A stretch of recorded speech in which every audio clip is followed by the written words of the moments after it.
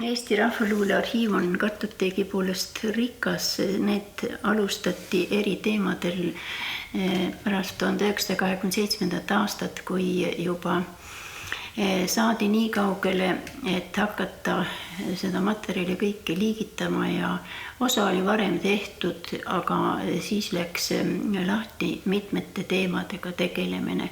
Ja sellest ajast peale on meil need samad kartoteegid, mis praegugi ja nad on siiamaani olemas. Ja viimasel ajal neid ei täiendata, sest et meil on praegu arvuti selle jaoks, aga üldiselt on nii, et nad on kasutatavad kõikidele uurijatele, kes tulevad siia ja hakkavad seda vaatama. Ja seda teeme nüüd meiega praegu, et vaatame nendest kartoteekidest järgi, mis seal on. Ja sedapuhku on siis teemaks meil maa-alused veesooned, siis keldrid ja pärast seda ka maa-alused teed, nii et tasapisi läheb teema vast ehk põnevamaks ja me kasutame samuti siis kartoteeki ja see on muistendite kartoteek, ehitised, teed ja koopad on selle pealkiri ja siin on need eri rubriigid olemas. Ja siit ma valisin välja siis Virumaa tekstid, sest et jutt on praegu Virumaast ja Virumaa kihelkondadest, sest meil käib ikka kihelkondade põhimõttel kõik see jaotus. Ja seda kasutatakse praegu ka näiteks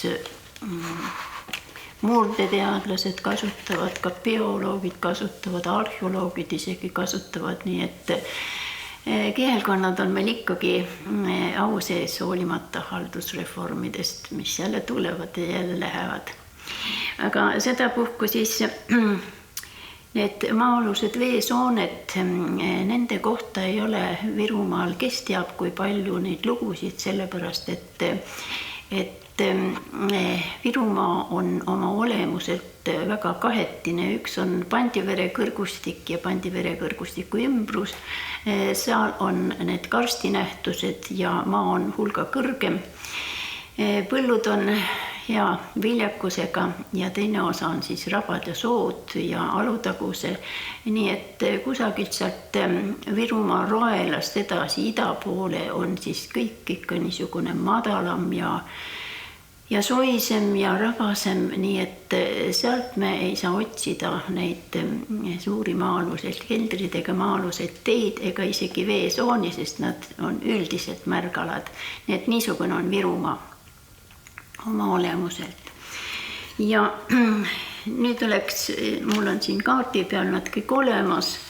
See on vana teede kaart, mida ma kasutan ja siin läheb see maantee Peipsist Jõhvi poole ja ma usun, et kõik seda teavad ja on sealt sõitnud ja seal on üks koht Iisaku oosid, seal on üsna kõrge ja seal taga on siis endine Tärivere mägi, see on praegu ka ära praegu peaaegu veetud, nii et polegi teda, aga tee käib sealt nukast üle ja see oli kunagi kõige kõrgem koht seal kandis, aga praegu on ta üsna tavaline ja suur lohk on selles kohas, kust on välja veetud, aga seal põhjas on olnud siis vesi ja selle vee kohta räägitakse niimoodi, see on siis 1937. aasta tekst, et Täriveres on järved mägede vahel.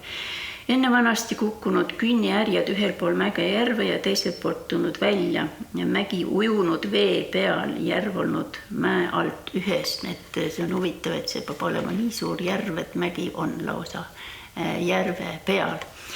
Ja see on Tärivere küla siis küla poolest ja seal on ka Tammetaguse. Ja Tammetaguse külaga on siis samuti, et mis mägi on seal olnud vanal ajal keskjärve, vesi jooksnud mäe alt läbi. Ühel pool servas leotatud linu ja kilomeeter maad eemal ühe maja kaevust tulnud kuprad vee peale.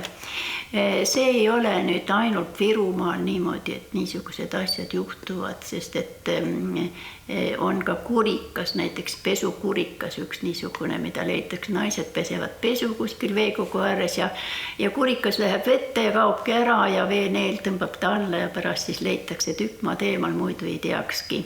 Üldiselt need veesoone jutud ongi kõik sellega seotud, et et mingi ese leitakse tükk maad kaugemal või mingi lind lendab. Vaatame, mis siin veel on. Kurtna järvestikus on 2 järve, siis Liivjärv sai nime ilusast liivasest kaldast, see on vanaaegne järv ja siia sisse ei jooksnud ühtegi sooja veeoja. Aga maa-alune jõgi läks kuni Kastjärve ja rändlinnud olnud seal peal. Nüüd lähebki jutt lindudele.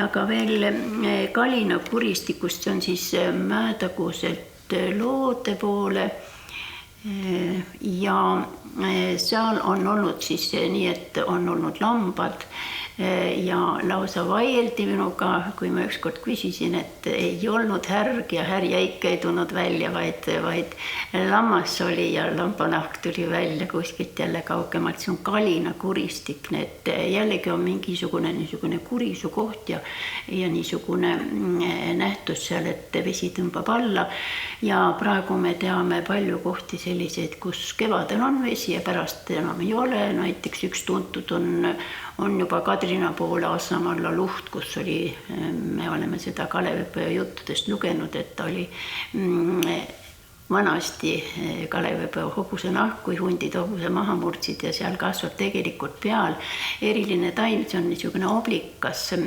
mis tõmbub punaseks ja siis tundubki nagu oleks maksakarvaline või hobuse nahk või hobuse maks on siis seal rahvajuttude järgi ja nii nagu ikka rahvajutud ju muutuvad. Need üks jutt on natuke ühesugune, teine teistsugune. Ja Vaivarast on ka üks lugu, Vaivara kihelkond on siis siin jutuks, mitte Vaivara ise. Ja siin on siis olnud allikas, maa-alune on olnud lihtsalt vesine ja üks ani on läbi ujunud, nii et need aned kipuvad sukelduma ja pardid samuti ja siis neid nagu ei ole näha ja siis juhtub niimoodi, et kusagilt tuleb hani välja ja arvatakse, et see ongi näiteks seesama, näiteks koduhanede puhul haned kadusid ära, oli valge hani ja see samasugune valge hani tuli mujalt välja. Nüüd on siin Viru-Nigula poole pealt Uljaste.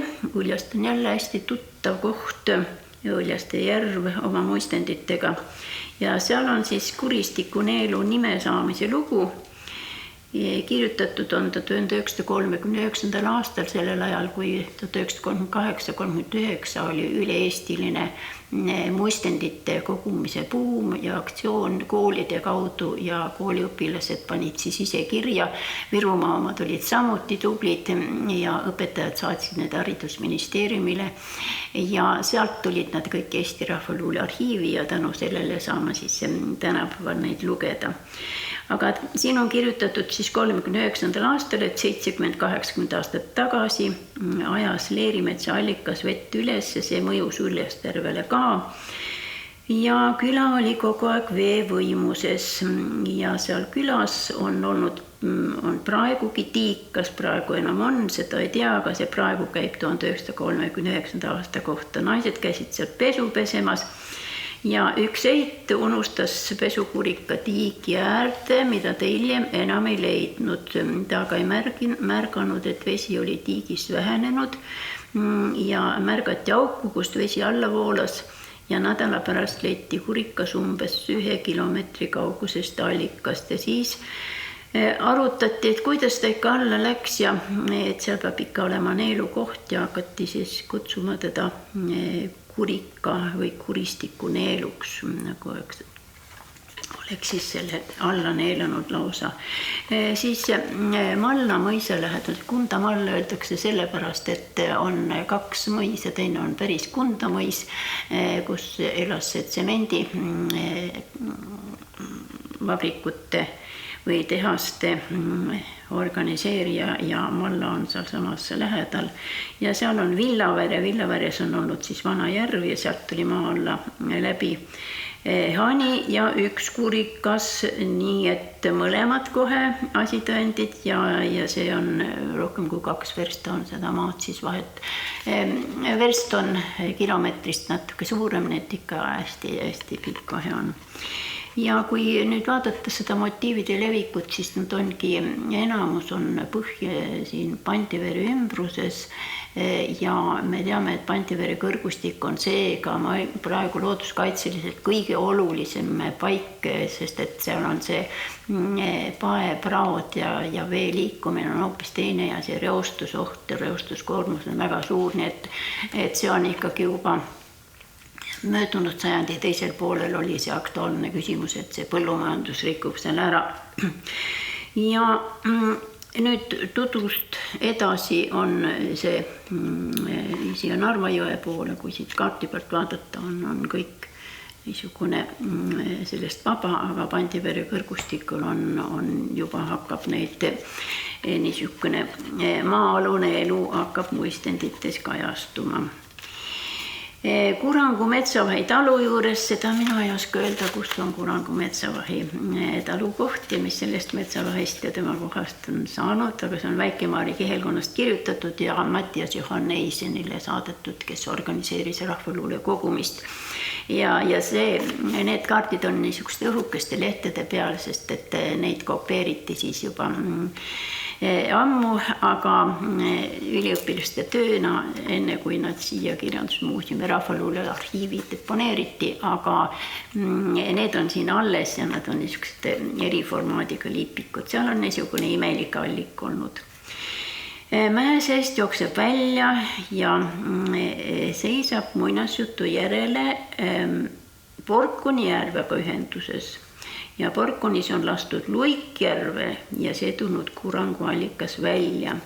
Aga Porkunist tuleb meil rohkem ka juttu, sellepärast on see tekst võib-olla hea.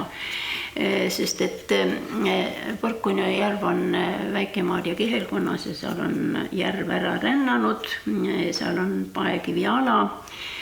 Ja ma olen ise seda ära rännanud järve näinud seal, see juhtus niimoodi, et hakati seda tiiki või järv või et ta on üsna suur järvekene, hakati puhastama ja siis traktoriga sõideti mööda seda põhja, põhi oli paekivine ja kõva, aga traktor põrutas ikkagi nii palju seda, et need paepraod lasksid vee läbi ja järv oli kadunud.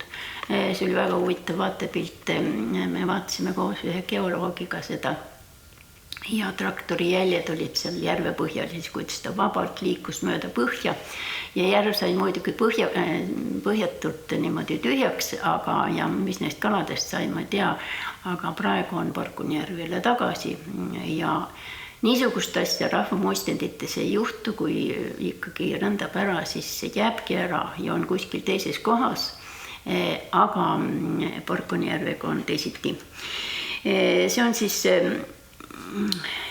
niisugune Kaarma ja Ebavere ja Väike-Maarja vahel Kaarma kohas on olnud ka siis niisugune tiik seal Ebavere lähedal, et poisikesed käisid seal ujumas, aga siis oli nii, et hakkas ikkagi võsastuma pajud peale ja siis see põõsastik lihtsalt kamardus nii palju ära, et seal nagu polekski kunagi olnud niisugust järvemoodi suurt tiiki. Tegelikult see ei olnud väga sügav küll. Ja Kadrinas olen ma veel näinud, kunagi oli siis niimoodi, et tehti Lahemaa niisugune reservaat, kutsuti seda Udriku järvede ala ja praegu ma ei tea, kuidas selle kaitsealaga on, aga Udriku järvestikus on siis üks mädajärv ja seal on samblas tekkinud siis samal kord tõuseb ja kord vajub, see on ka niisugune huvitav nähtus tegelikult. Seal on niimoodi, et on koguni selle Raba järve peal väikesed saared, saarte peal kasvavad kased, männid ja hõbekaekate koloonia oli seal, teadlased veel arvasid, et see on üks teine hõbekajaka liik hoopis kollaste jalgadega teistmoodi ja käidi neid pesi seal uurimas. Raba hõbekajakas nimelt, aga praegu on seal ka hõbekajakad käivad, aga ma ei tea, kuidas pesitsemisega on. Ja seal vajus samuti siis maa sisse ja öeldigi, et seal on liivane põhi, et läbi liiva on vajunud ära, see on siis teine juhtum, mida ma olen näinud, et kuidas üks järv tõesti ära kaob, aga Tänapäeval eriti ei mäletate neid lugusid, mis sinna juurde käivad, aga vanasti usuti seda ikka tõemeel, et järved rändavad ära. Praegu me sellest ei saa rääkida selles loengus, sest et meil on teised teemad, aga me need sooned on sellised, veesooned on niisugused täiesti oluline teema ja mitte ainult siis Virumaal, vaid mujal ka.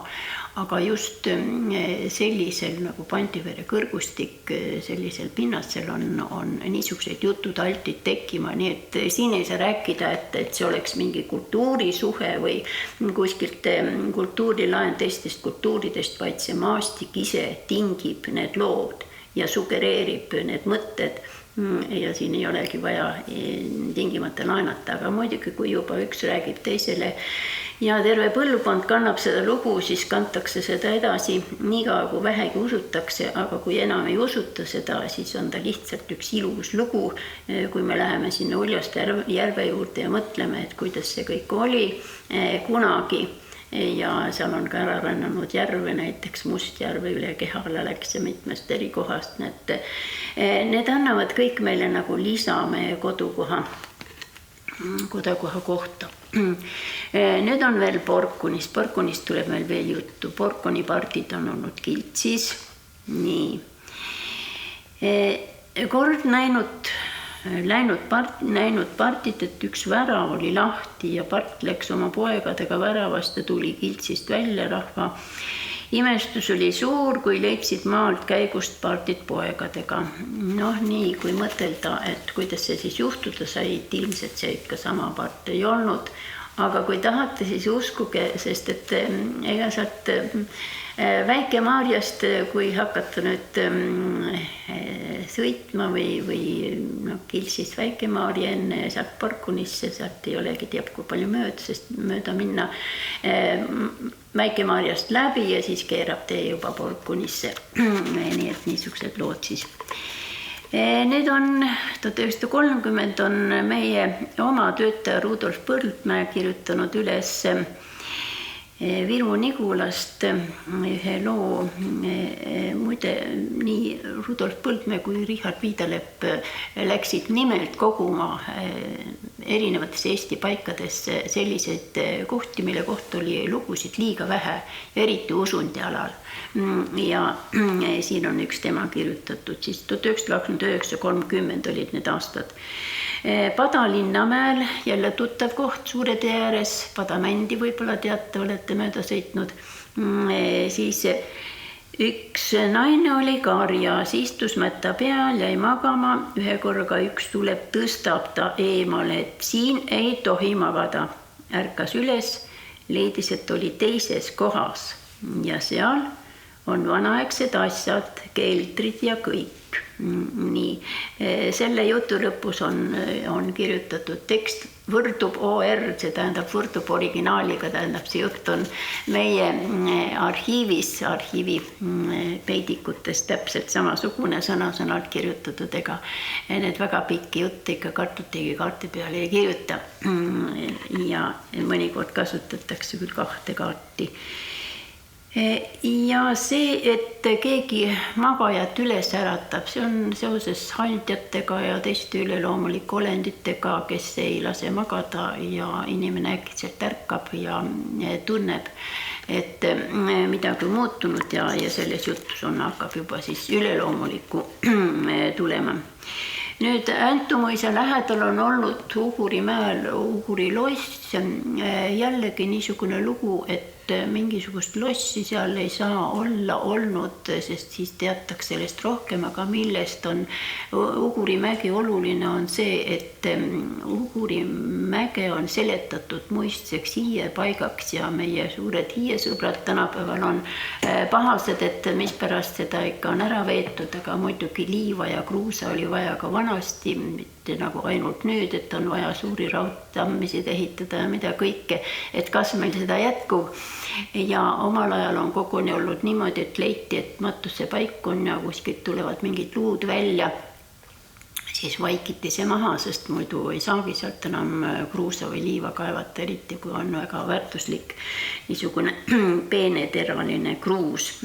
Ja Uguri lossis on olnud siis ilmselt lossil keldrid ja kui nüüd vanaaegseid mõisaid ja losse vaadata, teinekord nimetatakse ka suurt mõisa lossiks ja rahvasuus ei ole seal eritähendust tingimata, et seal ongi see natuke teistmoodi kõik see suured keldrid ja mingisugused salapärased uksed ja Ugurimäes on siis ka ja seda on siis on kaevatud, on Väike-Maarja kihelkonnast üks teade. Nüüd maa-alused keldrid veel ka Nõmme juures, kes teab Nõmmet, see on see, kust on Punamägi ja Punamäe juures on siis vana linnus olnud ja sealt kui sõita näiteks Tartu maanteed mööda keerata siis sinna Rakvere poole, siis seal on väikene sildikene on see Punamäe juurde, Nõmmel on Punamägi ja edasi on Kiltsilossi juurde, ka Kiltsilossist tuleb meil veel juttu. Ja seal arvati siis ka keldrid olevat ja seal ongi linnuse ase, aga seda arheoloogid väga palju kaevanud ei ole, sest neil on kogu aeg tegemist pääste kaevandamisega ja uuringutega, nii et seal vist eriti väärtuslikku ei ole, aga ega see ei tähenda, et rahvasuus ei oleks lugusid, et seal on mingisugused salapäraseid varandusi ja varandustega on alati mingi salapära seotud.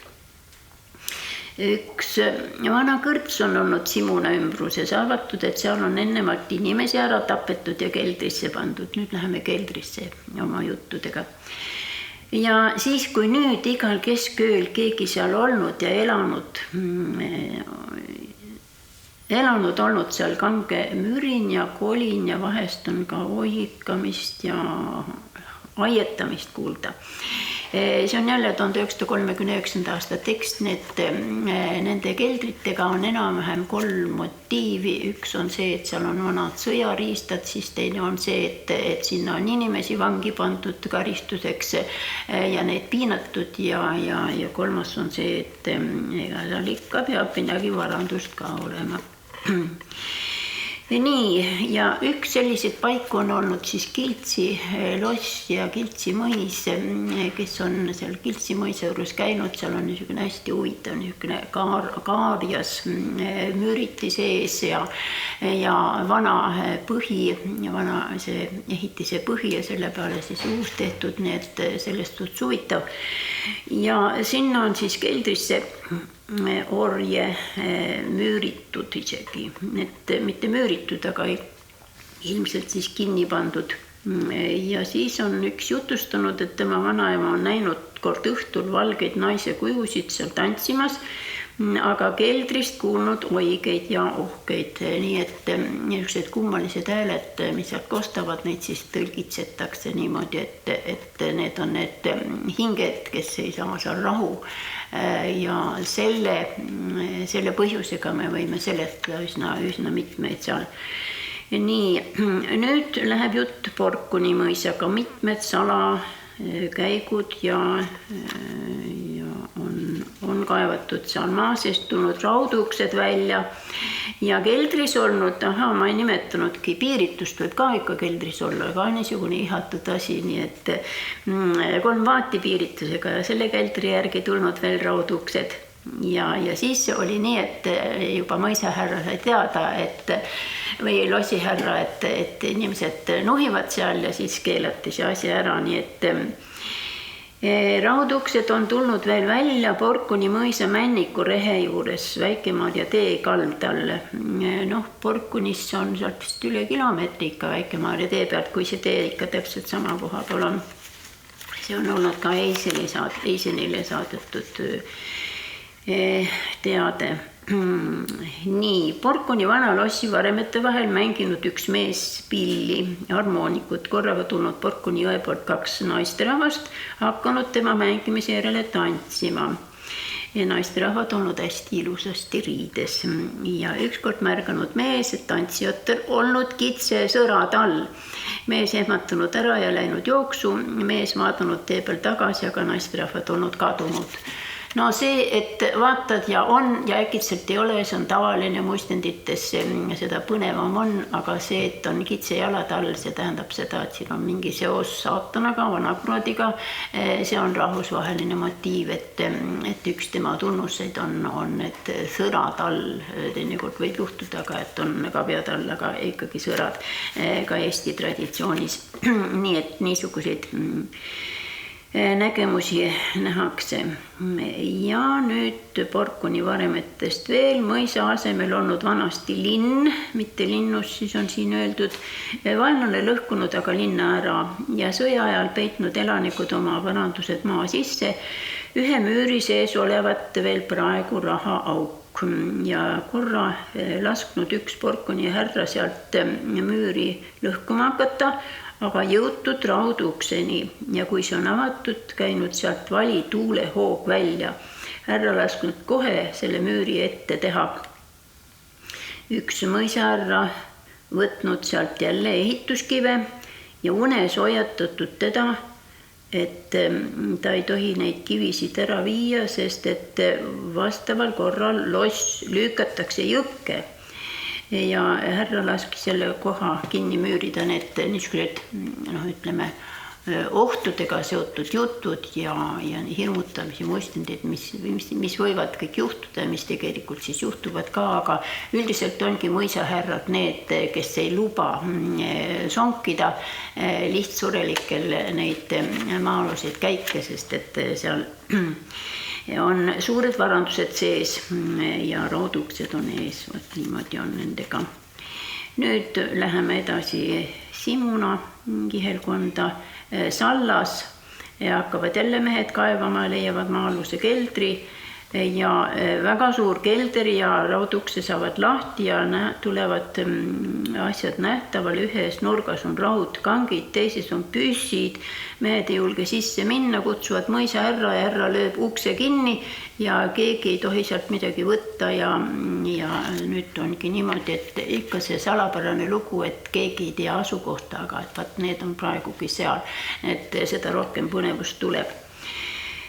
Siis on Simonast on kirjutanud meil Arvo Krikman üles oma kodukandist Uniküla rahaaugust kaevati ja jõuti pika maa-aluse käiguni. See on siis Pudivere külast üles kirjutatud ja nende maa-aluste käikude juurde me nüüd hakkame jõudmagi.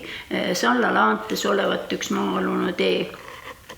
Ja raudustega ongi niimoodi, et kui juba uks leitakse ja eks neid ikkagi keldrites, mõisakeldrites leitud ja on ka Rakvere lossi keldri mingi uks, ma ei tea, kuidas see praegu on pärast järjekordset remonti, aga on seal niisugune salapärane.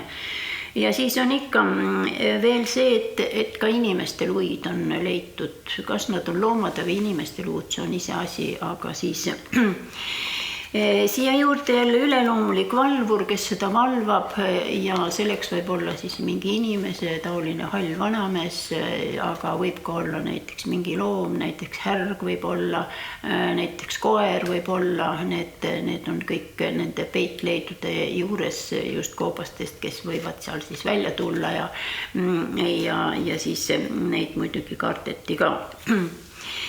Ohepalu külamaale. See on nüüd siis juba Kadrina on Keldrimägi, seal on rahaauk ja raha on maetud Põhjasõja ajal ja suur all ärg maganud seal peal ja see olnud valvur seal. Ja minu vanemad rääkisid, jutustab see 1969. aastal. Ohepalus meil oli siis Kadrina ekspeditsioon, kogusime seal rahvaluulet ja siis need olid teistelt vanematelt inimestelt kuulnud neid lugusid ja seal on öösiti sinist tuld lähtud, tüüpiline varanduse tuli on sinine ja raha tuli ja muidugi, kes on näinud pimeda sügisel niiskega fluoresseeruvat haavapuutükki, mäda haavapuutükki, siis teab, mida see tähendab, see ongi siis see raha tuli. Inimesed olid otsinud ja kaevanud ka ja nime on mägi saanud sellest, et mõis on ehitanud sinna kartulikeldri ja siis see Keldrimägi nimeks. Nüüd lähemegi maa-aluste teed juurde. Vohnja mõis on Kadrinas ja see ei ole päris suure tee ääres, aga nimi on vast ikka teada, seal on pargis on olnud kabel ja sealt lähevad maa-alused teed siis mõisa. Ja paruni ajal on olnud seal ühendus ja paljud on läinud seda teed uurima, keegi pole sellega korda saanud. Tee olla mõnest kohast sisse langenud ja õhk oli nii gaasiline, et lämmatab hinge ja tule. Et seda tegelikult käidi, annab tunnistust ikkagi see, et kas mingisugune külma õhuvoog või sumbunud õhuvool tuleb vastu, kus tuul hakkab äkitselt tõmbama või on niisugused maa-alused lõõnad seal või rääkimata kiirtest nendest on ka olnud seal. Võlvitud tee pidi olema ja triiphoonet juurde pidi välja minema. Sellel ekspeditsioonil olin ma ise ka ja seal tegin foto üle tiigi läheb sealt siis sinna triiphoone poole, millest ma arvasin, et see on triiphoone, aga seal on tõesti nii, et kas ta tegelikult niimoodi oli ja tegelikult või on see rahvajutus selline, aga ma arvan, et tee on siis olnud. Nii, nüüd on orjadest. Aaspere pargis on olnud orjakuubas, inimesi hoiti kinni ja valuluid, jälle asitõend, et on niimoodi. Orjakeldriks Rakvere ligidal Aaspere mõisas olevat mõisapargis kelder olnud, ta ei olnud nii Rakvere lähedal midagi, kus oli peetud, saksad pidasid lustipidusid ja seal vaevlesid orjad, kes härra vastu olid eksinud, aga vahel oli seal ka külalistele välja toodud, nii et niisugune kole lugu. Sisekäik olevat alles praegugi. Eks paljud need käigud on kadunud ja igaveseks teadmata, kus nad seal on. Ja vanad vundamendid ka annavad fantaasiale lendu. Näiteks Lobiküla metsas on olnud vanad vundamendid, arvatud, et seal oli Lobi mõis ja see kunagi on olnud siis omade keldritega ka. Nii oleme jõudnud Haljala kihelkonda ja siin on siis Vihula. Vihula on üsna mere ligidal juba ja sealt läheb siis jõe äärde välja, ma vaatasin kaardi pealt, seal on Mustoja, on seal juures, et seal on siis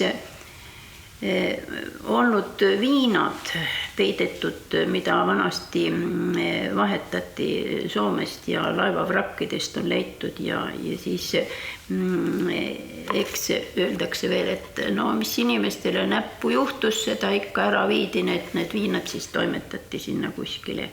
Nii, Vatku on tegelikult Kadrina kihelkonna alla jääb, siin on üks väike mägi, astud sisse, kõmiseb ja siis võib arvata, et kelter on all ja saksad on talupoegi sinna kinni pandud, need jälle korduvad need niisugused motiivid. Siis Ambla kihelkonna piiril Tapa lähedal on Imastu metsas olla tee sisse langenud, põlvid on nähtaval ja tee läheb mõlemale poole edasi, aga rahvas ei tea sellest teest enam midagi.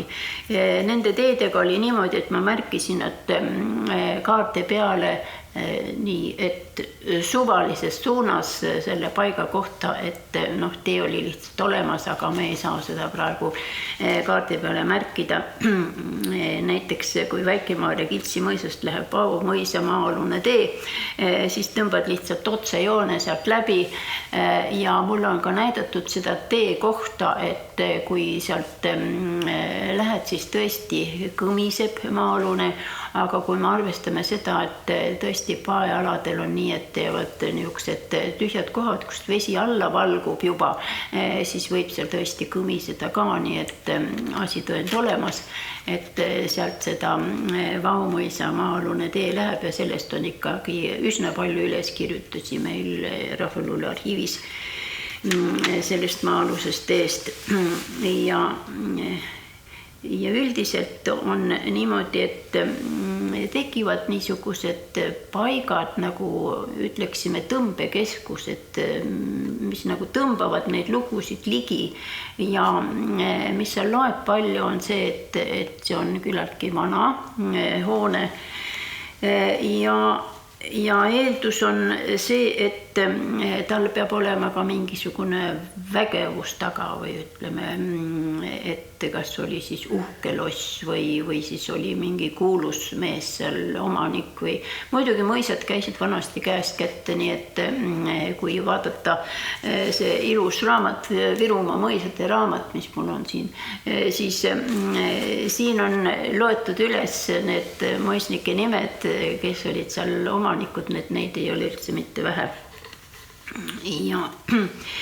Ja teede paiknemisest oleneb ka palju, aga mida ma veel peaksin nüüd rahvaluule uurijana märkima on, et mis samuti mõjub, on igasugused trükised, nii et kui esivanemate varanduse või mingisuguse populaarses raamatus on see lugu juba sees, siis olgu ta kus Eesti pargis või Eesti kandist see teada, see loss või mingisugune, siis jutt käib ikkagi üsna laialt ka kaugemale, et mida teatakse, kus pole mõisa enam võib-olla ollagi, ja teine, mis annab selle jutule tuge, on ikkagi selle mõisa või lossi või selle paiga allesjäämine olemasolu, sest et Eesti mõisatest on väga suur osa on kadunud juba ja Virumaa mõisatega on sama asi, nii et umbes 1/3 on ilusti alles, aga mitte rohkem, ehkki neid on olnud üle paarisaja.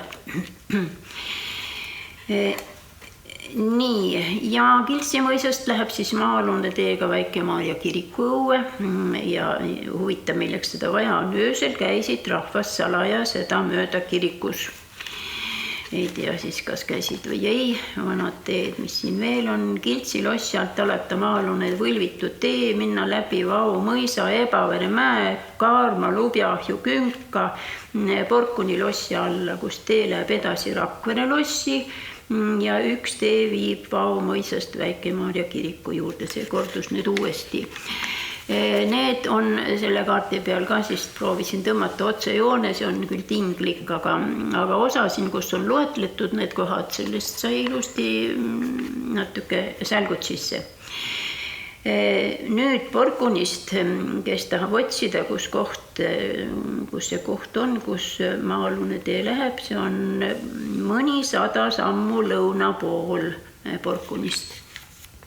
Aga kas siis lossist või üldse Porkunist natuke lõuna poole, siis maastik peaks selle kuidagi välja näitama. Siis on kloostrid on ka veel mängus, teine tee läks Rakvere Munga kloostrist niisama Rüütli lossi ja see oli lühem kui esimene tee. Need mõned rahvaluule kogujad on pannud kõik oma teadmised ritta ja siis kirjeldavad seda hästi täpselt, et Porkuni lossist läinud, nüüd on keskus mitte Kiltsi, vaid Porkuni ise ja sealt läheb siis üks tee läheb Kiltsi ja teine läheb Rakveresse.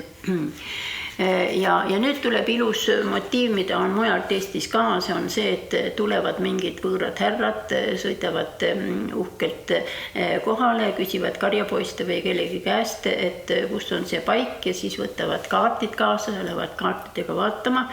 Ja siis karjapoisid lähevad pärast vaatama, et mis need mehed seal tegid, siis leiavad, et niisugune 4-kandiline auk on, et sealt on midagi välja võetud ja siis ongi teada, et näed, sealt võeti välja varandus ja see oli Rootsi sõja ajal jäänud varandus, no Põhjasõda me teame, 1700 kuni 1721 oli see meie viimane sõda siin. Ja ju selle aja jooksul oli siis allpoegu ka, kus oma varandus ära peideti, näiteks Ebavere selle mäe kaevus on siiamaani varandus olemas. Ja nii on olnud siis Porkuni lossi juures ka, et on üks mees oli seal üles kasvanud ja tema isa oli eluaeg seal teeninud sellest ja nüüd on 30 aastat möödas, 31. aastal üles kirjutatud. Üks Rootsi härra tulnud ja palunud luba kaevata. Esimesel päeval on lubanud kaevata, aga teisel päeval ei ole lubanud. Siis on see Rootsi härra näidnud nende töömeestele, kus kohal need keldrid on.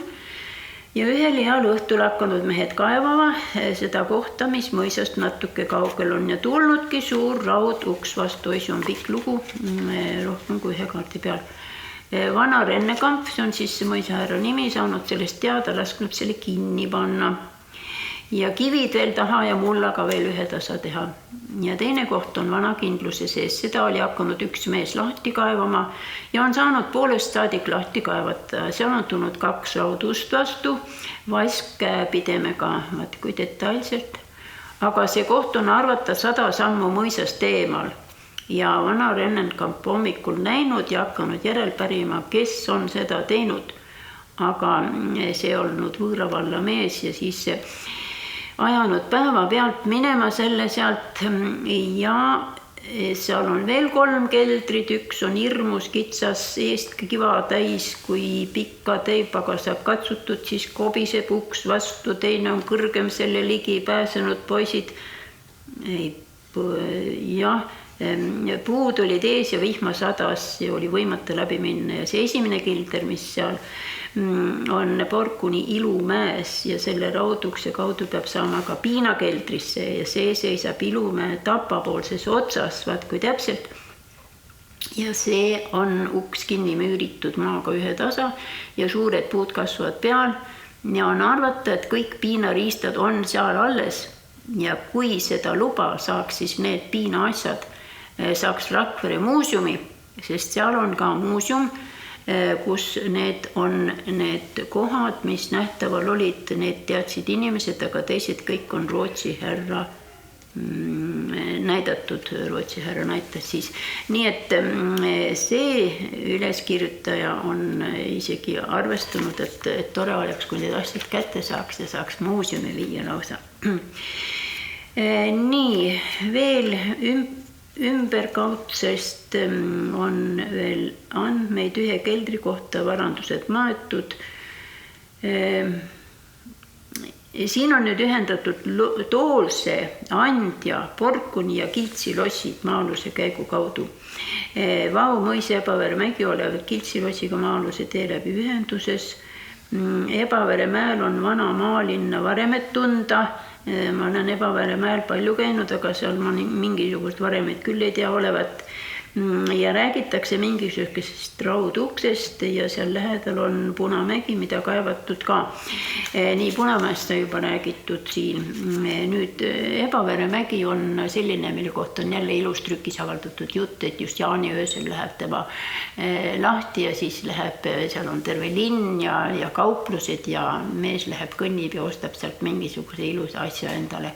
Nii et aga siin selle jutu järgi on selle ukse ees on hall vanamees hallis riides, meelitab inimesi sisse tulema, lubab kulda hõbedat ja annabki ja oleks tõesti nagu kuld, aga kui kullaga välja tuleb, siis vaatab, et kõik on tuhaks muutunud. Nii et, aga ainult jaanipäeva öösel saab sinna siis jälle tagasi need niisugused võimalused. Toolse lossi kohta on hästi palju, Toolse loss on nüüd põhjarannikul, tema jääb juba sinna, ütleme, Viru-Nigula ja Haljala piiri peale mere äärde. Ja Toolsel on siis mereröövel olnud, jälle hästi palju on seal lugusid, ma mäletan, et kui oli Viru-Nigula rahvaluule kogumise ekspeditsioon, siis ma sain ühe ainsa inimese käest vist ligi 10 lugu ja seal on olnud siis röövitud varandused, mis on siis mere pealt röövitud, need vale tulega meelitatud laevasid hukkuma karidele ja see mees on nii palju pahandust teinud, et tema ei saa enam hauas rahu. Nii et sellepärast ta hulgub seal ringi ja teda on seal nähtud. Ja Toolse müüride alt peab Pähni alla maa-alune tee käima, sealt läheb Rakvere müüride alla ja Halja kiriku koori alla. Nii et jällegi on niisugune võrgustik siin tekkinud lausa. Ja siis mõned kohad on niisugused, kus sama tee läheb, on Porkuni lossiga ühendus, on hoopis hästi kaugelt kuskilt Kadrine ja Ambla kihelkonna raja pealt, selle ma tegin umbkaudu siia kaarte peale ja siis kui on olnud suur sõda, siis on Porkuni lossi viidud süüa selle kaudu lihtsalt rahvale, et see on otstarve siis selline. Ja mehed kaevavad seal ja auk läheb sügavamaks ja jõuavadki ukse juurde, ja kojas on ahi, on leivalabidas, on ahjuroop ja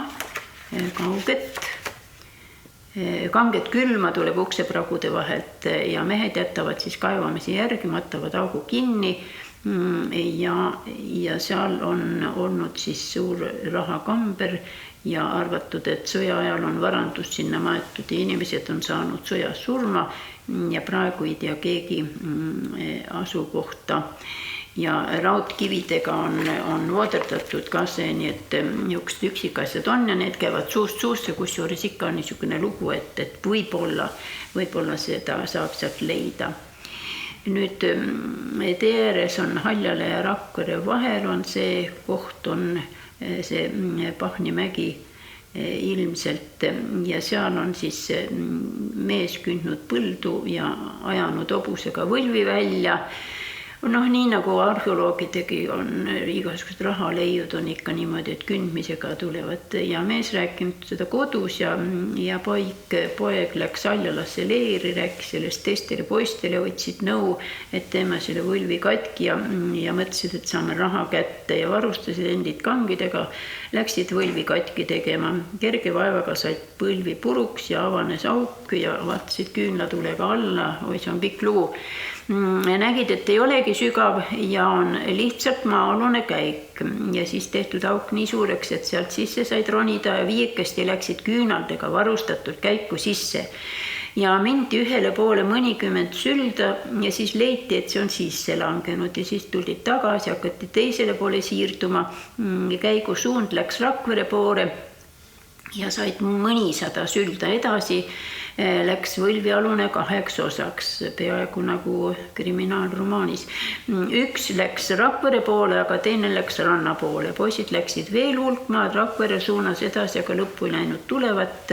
Katsid, et küünlad saavad otsa ja et käik õhuta ja niiskes ruumis on raske, läksid tagasi. Ja kohalik mõisnik sai sellest kuulda, siis pani kõik uuesti kinni ja lubas ära nuhtlust anda nendele, kes hakkavad sinna tungima. Ja nüüd jõuame siis Rakveresse keskusesse ja seal on varandust varjul küll ja küll, maa-alused teed lähevad siis näiteks Londova sadamasse. London on ida pool Kunda linna, nii et see vana sadama paik seal. Ja seal on siis sinakat tuld jälle nähtud ja juhatatud raha ka, nagu ikka, enamasti unenäos juhatatakse, kästud seal öösil kaevata, mees kaevanud päeval ja leidnud ainult 2 roostetanud bussi, no hea leid seegi. Nii, Kõrgküla on Aserist 3 kilomeetrit ida poole, ranna peal sinna on siis läinud ka maa-alune tee, mingi risti juurest, need ilmselt see oli muistne kivirist siis ja seal läheb siis läbi niisugune mäe seljandik või voor, mille all on käik ja läheb tee alt läbi ja seal puutub mereranda ja sealt on leitud siis küünlajalg ja arvatud, et röövlid on seal elanud. Nüüd ka kloostrist juttu, ehitati 1865. aastal uut mõisa kloostri asemele ja varemete alt leiti parkett põrandas ühes kohas auk ja sealt läks alla käik ja sealt leiti sündinud laste luid hulga kaupa. Maa-alune tee läks Vallimäele Rüütlite lossi ja see on umbes 1,6 versta pikk on selle jutu järgi. Siis on Rakvere Hallikat on nimetatud, et see oli enne Veesenberg ja sellest tuligi Rakvere nimi ja seal on siis kaev ka ja seal on kõik Rüütlite hõbeasjad sees, sealt käib Toolse lossi ja Pähnimäe alla samuti tee ja seal on 3 tuba Rakvere sepapaja juurest tuleb kruusa võtmisega kõiksugu kraami välja ja loss purustati ära ja käik on kõik seest õõnes, aga linn ei lase seda lahti võtta, sest siis langevad majad sisse. Nii et maa-alune lausa õõnes siis Rakvere linnas tuleb välja. Kundasse läheb välja tee, siin siis ka Siis on Porkuni mõisa alla läheb välja, rauduks läheb alla ja üks julge mees käinud hiljuti veel seal tunnelis. Nii. Nüüd sõjariistu, kulda, varandust leitud ja on vanad keldrid, on vangeahelas peetud ja vangide kondid on veel alles ja Rakvere Toolse tee sisse olla kõik Eesti mässajad sisse aetud, otsad kinni müüritud ja kes seal ära surnud ja siis lähevad maa-alused teed Raudukseni.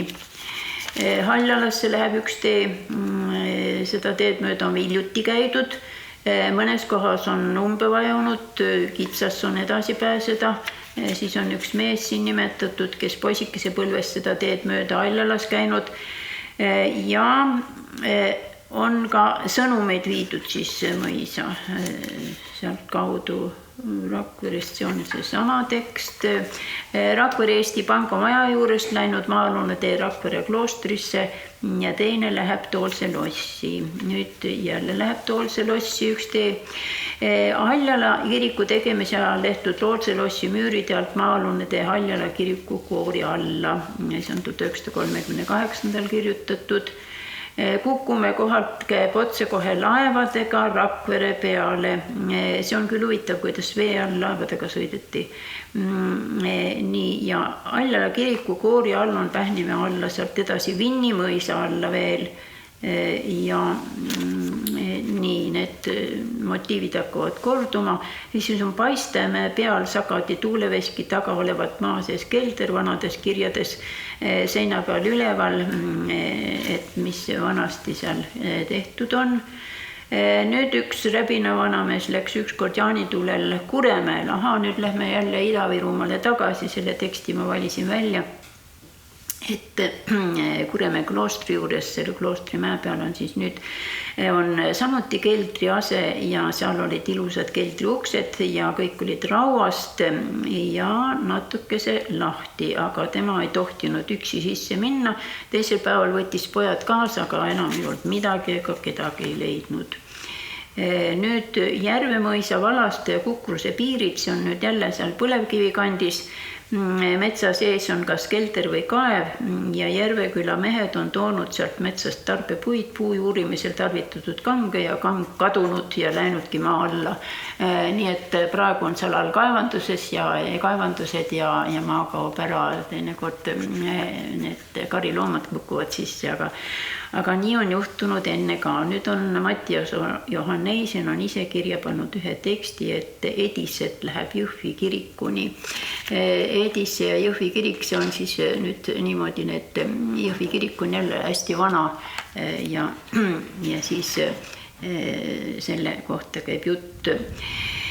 Nii, Kukruse mõis ja Jõhvi kirik on omavahel ühenduses samuti ja põhjasõjaaegne kindlus on olnud Jõhvi linnas ja ehitatud hiljem kirikuks. Kirikut läheb maa-alune tee Tammiku mõisani.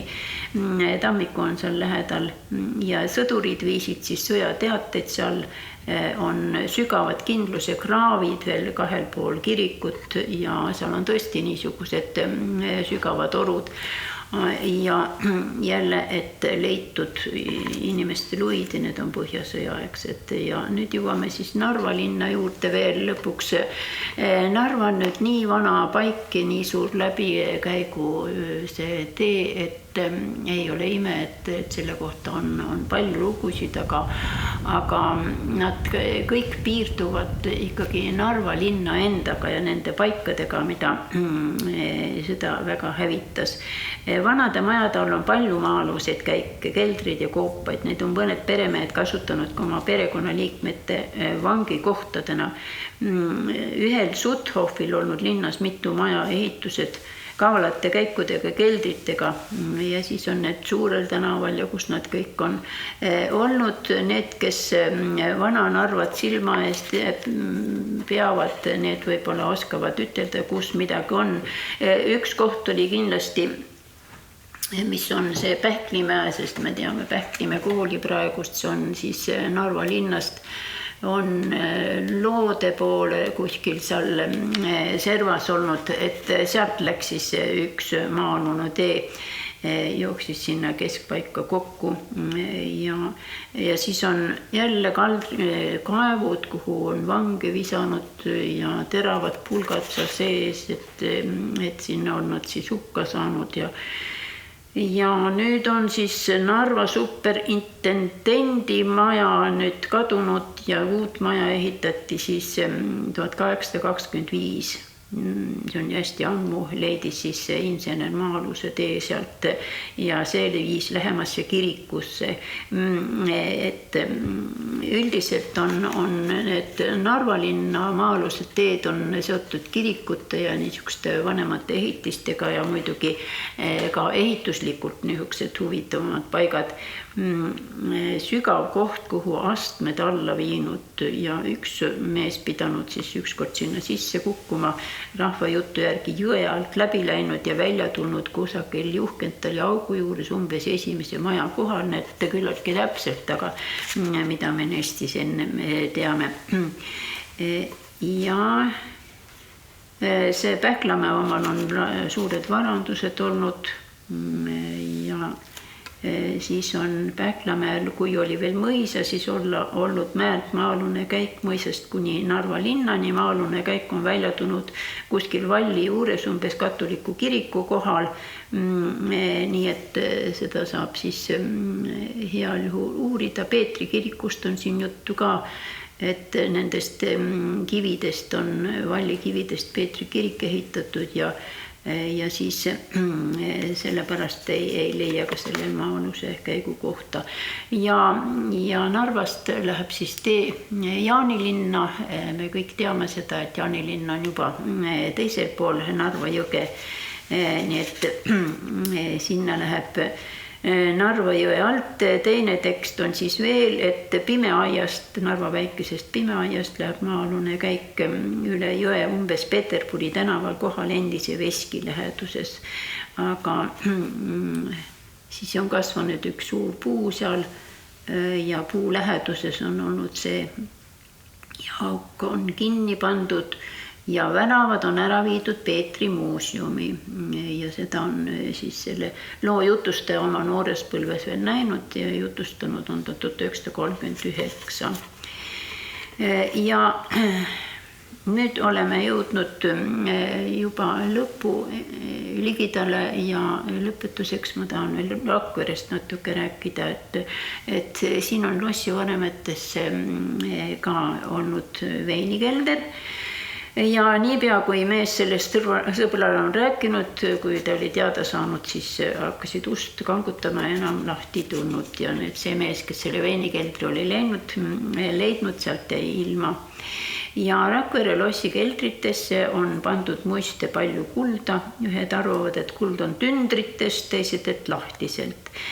Kes on panijad olnud, ei ole enam teada. See on Mattias Johanneiseni enda üles kirjutas ja siis ta on niimoodi eesenlikult lühikeste lausetega. Vaenlased purustanud lossi, aga ei teadnud kulda keldritest otsida. Ja seal varemete prügi all on praegu alles varjul. Mitmed käinud otsimas, aga ei teadnud õiget kohta, ei saanud selle pärast midagi. Ja 1967. aastal olen ma ise kirjutanud sellest Vallimäe keldrist, et Vallimägedes pidi keldrites olema varandusi peidetud, aga keegi ei saa kätte, on miski nõidusega seotud. Ja siis ei julgegi keegi otsima minna, öösel peab minema ja kui lähed, siis pidi palju halba juhtuma sellele. Ja nüüd ma lõpetuseks räägiksin veel ühe loo sellest ühest mehest, kes oli Virumaa mees ja ta oli sõdurpoisina Rakveres tööl. Ja aega olles läks tema siis sinna Vallimäkke kolama ja neid keldrid otsima, sest et tahtmine leida. Neid varandusi oli suur, ta ise oli Väike-Pungiralt pärit ja tema koduõue läheb praegu kaevanduse värav. Tema nimi Oskar Surva, Iisakus sündinud mees ja noor tugev mees, nagu üks sõdurpoiss saab olla. ja ta oli leidnud sealt siis selle käigu ja hakanud sealt minema ja käik oli nii nagu ikka siin kõikides nendes juttudes. On mainitud, et midagi oli ees ja ei saanud, ei tarvitsegi olla, et see oli midagi üleloomulikku, vaid et lihtsalt oli sisse varisenud või midagi. Ja tema püüdis siis ikkagi minna niimoodi sealt läbi ja puges niimoodi roomates sealt läbi ja siis kuna ta keha jäi siis ette, siis ees oli kõik pime ja ta katsub, et nüüd edasi enam ei saa ja siis vaatab, et see on lihtsalt üks sopp, et see vist polegi käik ja hakkab siis tagasi niimoodi ronima sealt tagurpidi. Ja ei mingeid varandusi ega midagi, aga mees oleks võinud oma elu sinna jätta, sellepärast, et ta pintsaku saba keeras üle pea ja kuidas sa küünalnukkidega ka ei tee ennast väikseks, ikkagi on niimoodi, et sa ei saa kuidagi tagurpidi enam edasi tagasi sealt ja siis ta vaatas, et õhk saab juba otsa ja hirm oli tal ka ja pimedus ja kõik ja kuidagi ta võttis selle viimase jõu ikka kokku ja pääses sealt välja ja seda kõike rääkis ta küll nii ilmekalt, et siis ma mõtlesin küll kõikide nende inimeste peale, kes seal on siis omal ajal varandust otsinud, olgu nad siis selles või teises kohas ja kuidas see unistus, et inimene leiab varanduse, on ikkagi niisugune kandev ja need jutud on ikka nii palju usutav, et miks seal ei võiks siis midagi olla, sest et arheoloogid leiavad ühte lugu midagi huvitavad, olgu siis sõlekene või mündikene ja oskavad selle järgi jutustada, aga kõik need suured varandused, mis on peidetud, just Kohtla-Järve kandis on hästi palju väga suuri ja huvitavaid peitleide olnud, väga tohutu suurte müntide koguga, need pandud just põllu sees lausa, nii et see kõik innustab ja ega need hobiarheoloogid loodavad ka ikka midagi leida, aga nendel on selle jaoks ikka väga palju muid vahendeid, nii et niisugune oli lugu siis nendest veesoontest ja keldritest ja maa-alustest teedest.